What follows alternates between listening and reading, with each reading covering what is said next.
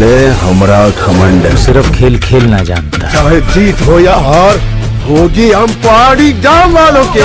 क्या आपको सच में लगता है कि सिनेमा घरों में साउथ का सिक्का चलना अब एक आम बात हो गई है? क्या आपको लगता है कि सिर्फ एक बड़ा नाम होने से बॉक्स ऑफिस पर नोटों की बारिश शुरू हो जाती है?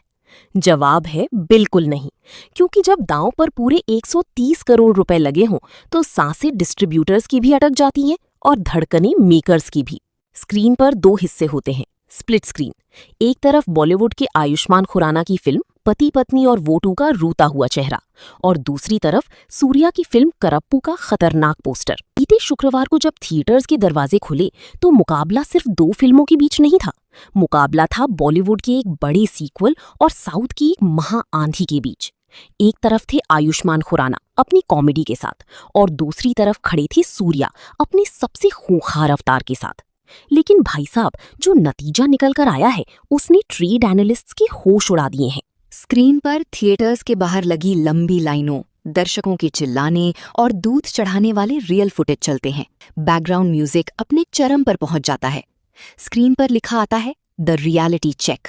ओपनिंग वीकेंड पर जिस फिल्म को लेकर लोग कयास लगा रहे थे, उसने सोमवार यानी वर्किंग डे को ऐसा धमाका किया है कि बॉलीवुड की बड़ी बड़ी फिल्में पानी मांग रही हैं।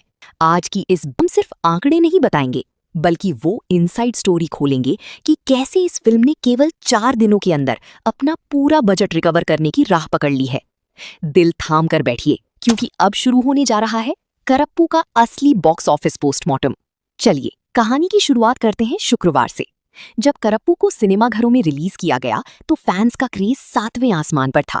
थिएटर्स खचाखच भरे थे। पहले दिन की बम्पर ओपनिंग के बाद शनिवार और रविवार को फिल्म की कमाई में जो उछाल देखा गया वो किसी चमत्कार से कम नहीं था। भाई लोग, सिर्फ 3 दिनों के अंदर यानी अपने ओपनिंग वीकेंड में ही इस फिल्म ने बॉक्स ऑफिस पर 70 करोड़ रुपए से ज्यादा का नेट कारोबार कर डाला। आप समझ रहे हैं, 70 करोड़ रुपए। कई फिल्मों का तो लाइफ टाइम कलेक्शन इतना नहीं होता। स्क्रीन पर एडवांस बुकिंग के आंकड़े, टिकट काउंटर्स की तस्वीरें और हाउसफुल के बोर्ड्स की इमेजेस तेजी से बदलती हैं। बैकग्राउंड में एक तेज ड्रम बीट चलती है। ट्रेड एक्सपर्ट्स भी हैरान थे कि आखिर साउथ बेल्ट में इतनी तगड़ी ऑक्यूपेंसी कैसे आई।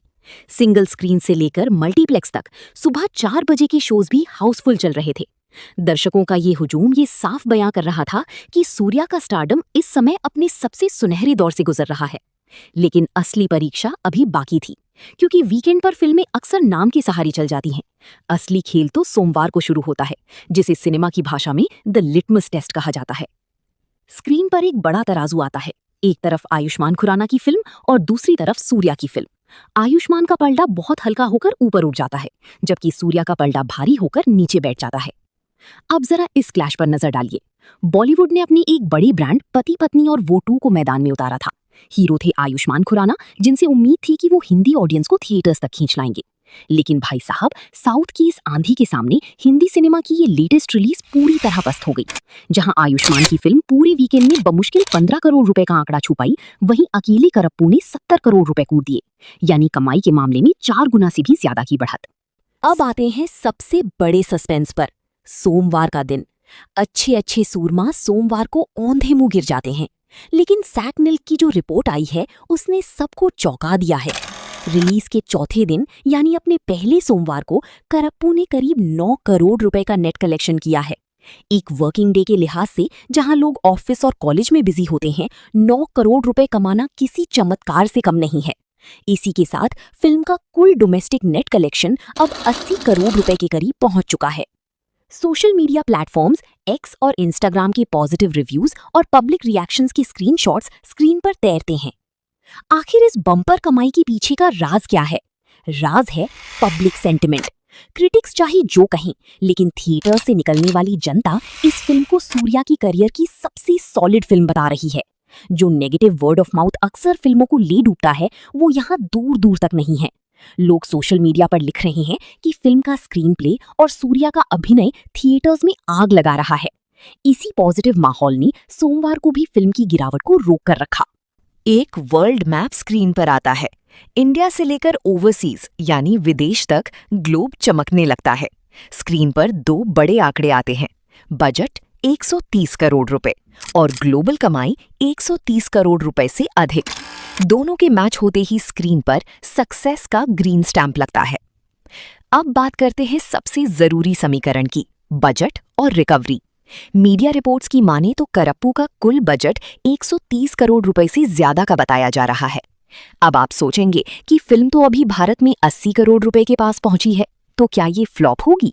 जी नहीं, क्योंकि अगर हम वर्ल्ड वाइड यानी ग्लोबली बात करें तो इस फिल्म ने दुनिया भर से अब तक 130 करोड़ रुपए से अधिक का ग्रॉस कारोबार कर लिया है।